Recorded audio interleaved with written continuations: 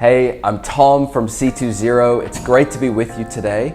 We're taking a moment just to talk a little bit about our latest project, the Art Gallery. At C2Zero, we're on a mission to stop pollution by stopping the biggest polluters, and we want you to be involved. The Art Gallery is our opportunity to bring artists into that work and use their art as a way to change and hijack the emissions trading scheme for good.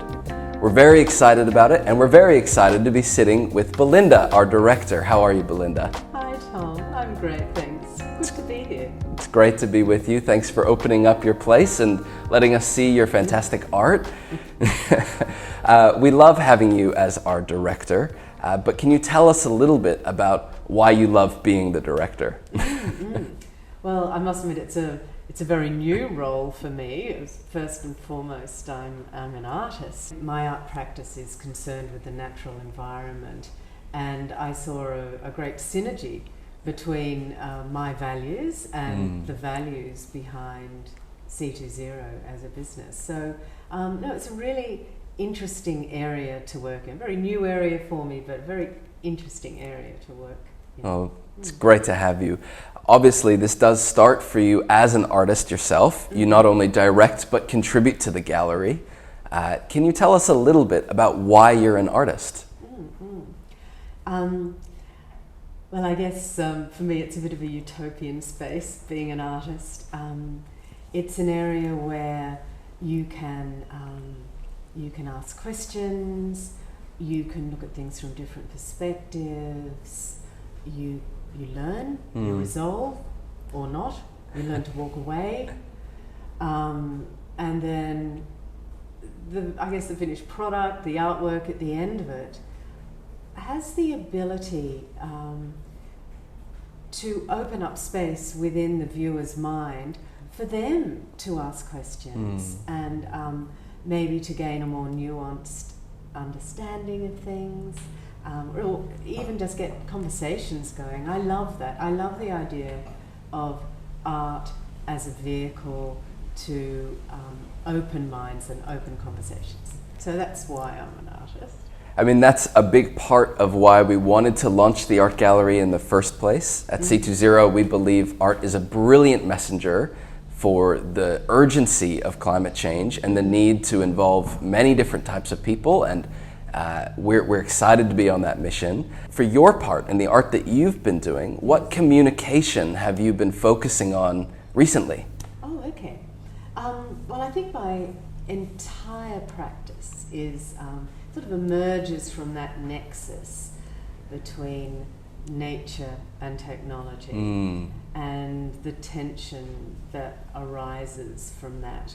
I think nature has incredible tenacity that I suspect there's a limit to that tenacity, and I would like people just to stop to consider what they can do as individuals in their own behaviour, what they can do on a professional level with their influence, whatever, to make a difference. So collaboration is really important to me. Working with other people, sharing ideas, learning from each other. So in some of my bodies of work, I've invited people around to actually sit down and work on my pieces, and I find clay to be a very good material for that. It's very responsive, people feel very comfortable with it, and it's interesting. Once you get the hands moving and the conversation flows, all sorts of things come up. And if you keep an open mind, it leads you in all sorts of different directions. Yeah, that's incredible. I know that it's been successful for you recently. A collaboration with Helen Earl was recently awarded the Northern Beaches Prize for Environmental Art and Design. Is that right? Yes, that's right. We were so excited. Congratulations. Thank you. Helen and I have only really started working together in the last year, and a number of people are surprised we're working together because our practices are really quite divergent, but we connect very strongly on an area we're both passionate about, and that's climate change. We're both very anxious about the state of the planet. We're both very anxious about 2030, which is only 8 years away, and staggered at the lack of official action to address it. Why? It seems blatantly obvious to us, but our answer to that question, why, is because economically it doesn't suit. I think people aren't motivated by environmental ethics. They're motivated by profit. So what's a strategy that gets to the hip pocket to make a difference? An economic strategy, we think, has the potential to be a very good solution. So we are developing a series of works addressing this, our belief in economic initiatives. And what we've been doing is referencing forests of trees and forests of kelp, which are nature's most efficient carbon sinks. And the potential, actually, the simplicity and the beauty behind the carbon trading scheme. So we're linking these carbon sinks, the carbon trading scheme, and trying to come up with a nice, succinct message in a beautiful manner. I'm already seeing the shared values that you were talking about before, obviously drawing attention to the power that the natural world has and the economic aspect to that. Us at C2Zero trying to hijack the emissions trading scheme for good. We're trying to let other people participate in this marketplace, which, if we get in first, means we can lock away the right to pollute from big polluters. So already this commonality, I think, in the vision to use this carbon credit world out there, which is complex at times, but empower other people and communicate effectively. Well, it's interesting you say that, because all of the work we're making now in this series, we're working with a variety of materials. So we're working with ceramic, steel, timber, natural materials, but we're also virtually embedding carbon in the work. Wow. So we're working on a major installation at the moment in the Balance, and that work will have 1 ton of carbon virtually embedded in it. So what we've done is we have more than compensated for the carbon footprint of making that work. And that's excellent. What a way to use your art, not only to communicate an important message to a broad audience, but also to take action yourself directly. So for those of you at home, what the whole gallery is about is taking these emission allowances and giving them to the artists who are already working in their own fantastic way on environmental missions, and giving them that extra piece to help fight the fight of climate change and take action with their art. Throw them up on the gallery, one place where people can come and see not just artists who care about the environment and have used their practice to draw attention to the area, but also have taken action themselves and put their money where their mouth is. That's really incredible, and I commend you for it. I would love to hear a little bit about the other artists that you've had a role in bringing together to come and join this crazy adventure of the art gallery. Who have you found? Well, we're working with a number of artists whose practice is firmly embedded in environmental concerns. So one is Penny Koss. Her work emerges from the landscape, and the body of work that she's represented with on the gallery is referring to these recurring conversations she's having with her aging mother, who's constantly commenting on the unusual state of the weather. She has this bodily memory of what weather patterns should be, and she's instinctively picking up that the patterns aren't as they were. I think that hits especially hard in a week where the IPCC have released a new edition of their report looking ahead to the future dangers of climate change and our unpreparedness to adapt. Flood dangers are incredibly scary, and that's only too real for people facing the worst of it here in Australia right now and elsewhere. But sorry, go on. Okay, another fascinating artist we have on the gallery is Jody Graham, and her work has developed out of the Black Summer bushfires. So she went into the environment and she came out with burnt branches, and in a very gestural manner she marks the canvas. But importantly, this work is informed by conversation she had with one of the traditional owners, a Wiradjuri man, who spent time talking to her about cultural burning, and that's really informed that body. It's a very special body of work that Jody's been doing. And she's recently received, if I'm correct, the Adelaide Perry Award. Yes, that's right. It's very exciting. Congratulations to her, Jody. Congratulations. It's clearly a recognition of her valuable work in this space. Tell us some more. Who else have you found? So Francesca Ciordano, she is also working with materiality. So she develops her inks.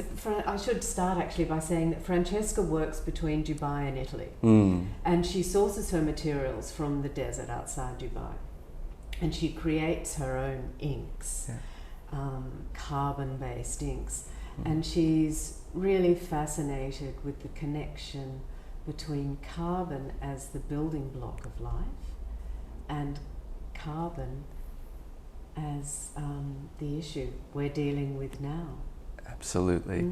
It is remarkable to me that we've been able to not just keep the focus here in Australia, which would be easy given that's where we are and C2Zero has begun, but given that this is a global problem, we've been able to attract some international artists. It's incredibly valuable, I think, to us as we start this gallery. So another one of our international artists is the painter, Rebecca Tucker. Right. And the subject of her work is trees. She has a very strong connection to trees that was strengthened very much so through all the London lockdowns. Rebecca's based in London. And she is asking us not only to respect the trees around us, but to be aware that we're sharing our breath with the trees. An important message. Yeah, that's very profound. One of the things that I think about from an environmental perspective and worry about is that sometimes we think we can plant non-native trees or great monoculture fields, which actually cause really big problems for biodiversity and our ability to adapt to a changing climate. And think if we've done that, we've done the job. There's something really profound, I think, about the natural ecosystem as we find it, and making sure that in our efforts to grow and to continue to develop as a human species, that we don't leave the world in a worse place than we found it. Absolutely. So another artist who would very much agree with you on that level is Katrina Pollard. Wow. She works with, she sources materials from the natural environment, and she weaves these beautiful sculptural objects that they're very evocative objects. And she's asking us to look at those, connect with the natural landscape, but also to recognize that landscape is within us. Yeah, fantastic. Well, we're very appreciative of all of our artists who've contributed, and we're looking forward to some more down the line. We love using this platform as a way to showcase artists who've had their work in this area, who really want to communicate effectively with their art. We're proud of the people that you've been able to pull together, so thank you for your efforts. That's been great. Why do you think it's important to use art to discuss climate change? So a lot of people will recoil if confronted with a conversation about climate change, but if you're looking at a work of art, a work of beauty, your mind is in a different, it's in a different place. Right. Completely. You're not on the defensive. Right. You're not. You're not defending prejudices. And maybe, just maybe, there's an opportunity to consider some alternatives.